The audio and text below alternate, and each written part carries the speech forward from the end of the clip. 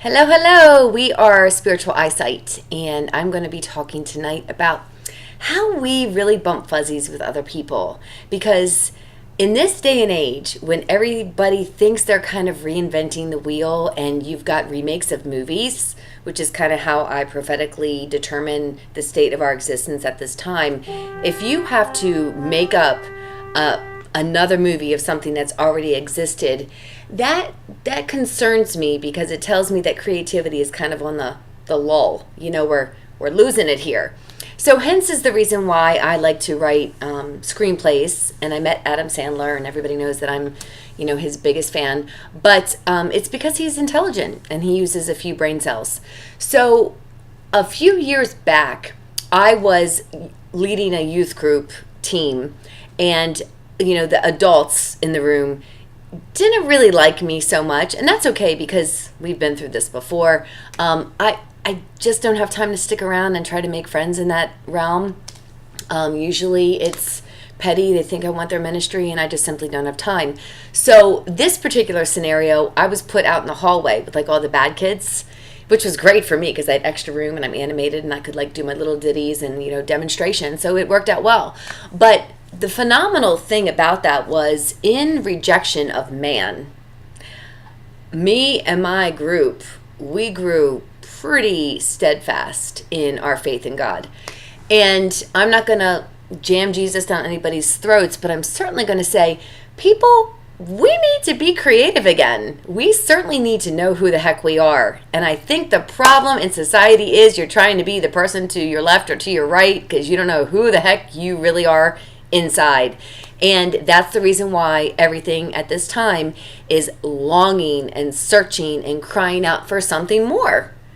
I mean, seriously?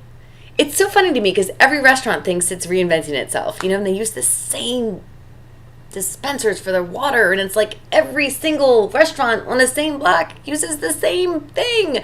But yet you're doing something new. No, you're not. Why? Because these things are spiritual. There's a spiritual entity that exists on every business. There's, some kind of hula hoops that you're going to have to jump through. Like when it comes to advocacy with foster care kids. Are you serious? I'm going insane with all the litigation and the stuff I have to learn just to be an advocate in the courts. And it doesn't even work. We have so many broken systems. We have so many things that are basically saying, well, just do this and don't ask questions because everybody's doing this. But it's not working. It's broken. Something needs to be done. You need to come along and you need to actually be authentic. Where is the identity seeking people? Where are we? I mean, I know the highway to hell is massive and the road to heaven is very narrow, but I'd like to take more people with me.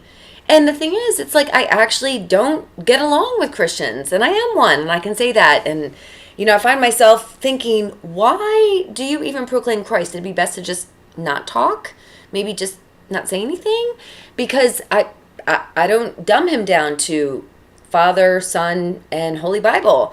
That Bible was meant to, accentuate and accelerate all the gifts of what Holy Spirit wants to do. And if you think I'm going to just sit back and not answer to the Holy Spirit in me, we just probably won't be friends. And that's okay.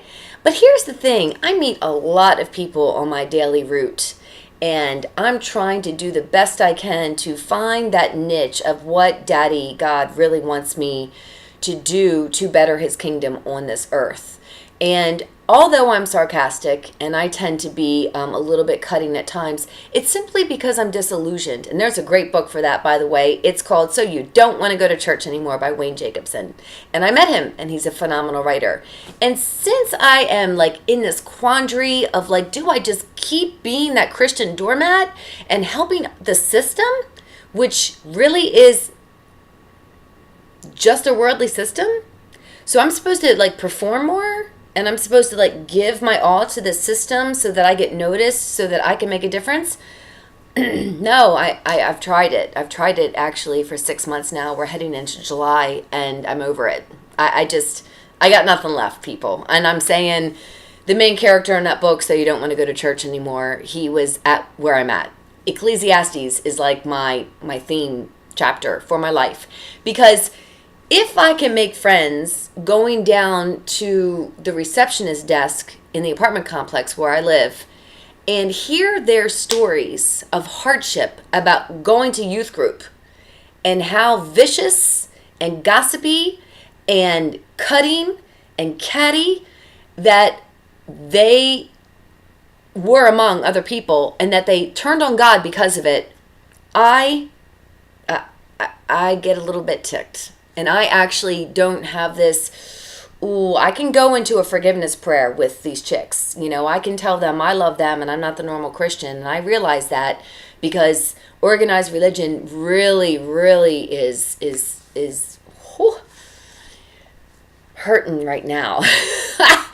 And that's being kind. So when they tell me that they struggle with God because of the people that are representing him, I totally get it, because I go right back in my brain cell to, oh yeah, I was quarantined to an entire different room outside of where the worship was, pastor's daughter being like, we don't pray for drunk people. And I'm like, okay, time to have an outing out and, pray for all the drunk people. I'm thinking, I don't understand that paradigm. Did Jesus not hang with the prostitutes? Whoop, whoop. Did he not hang with the tax collectors? Did he not go to where people needed him? And that's my thing. And I'm going to end it right there. Because if you can't be authentic in your walk with Jesus, then that just tells me spend a little more time with him. Okay? But don't be Bible beaten. And don't be telling other people how they need to get closer to God when you are not prophetically or powerfully or profoundly executing the gospel according to Holy Spirit. Because that gospel, that Bible that you want to use to beat over people's heads, it literally was meant to bring life. So we actually will be accountable for anybody that we cause to fall away from finding that truth and the life and the way. I think it's time that we just kind of started getting back to original creativity and thinking for ourselves and saying, hey, guess what? I originally wanted to be a vigilante for foster care kids, and I found out that the system doesn't like foster care programs, that they actually think that every child should be reunited with their mom and dad, regardless if they're on crack or if they live in the slums or if they give one of these to shut the kid up. It doesn't matter because family's first. But let me tell you what family is really first. The one that gives a rip about you. The one that actually can bring you into relationship with God and say, hey, guess what? I believe what you're saying. I believe in you. I think that you got something special. I know you do, because there ain't nothing that God does that is wrong. He doesn't make trash. So every single one of you, regardless if you believe in him or not, he still believes in you. And my point is, I'm going to be siding with the people that authentically show me love. Because Jesus was first and foremost love. And I can admit when I'm a jerk, I am often. And I judge. But my biggest thing is I judge the people that are judgy. And I judge the people that first and foremost think they got this Christian chip on their shoulder, where because they're working with foster kids or they're doing this blase blah, that they're a good person. I know school bus drivers that think they're going to heaven because of their vocation. Sorry, not going to get you in the pearly gates. Just saying. It really? Okay. So that's the thing I would like to leave you with is please consider that other people could possibly walk further away from God because of your little cliques, because of the way that you perceive God, because of the way that you think that you're better because you're involved in some kind of philanthropy-driven, pat myself on the shoulder type of, worldly system. I think to really be down with Jesus, you're going to have to cut the cord with the worldly systems. 501c3s are going to be bowing down to the government, yanking their whole credentials pretty soon. So where are we going to stand? Are we going to be authentic? Are we going to be able to say, no, I'm down with Jesus. I probably won't agree with you. That's cool. You can hate me, love me, whatever. But I'm going to have to be moving in this direction. I think that's where we're heading.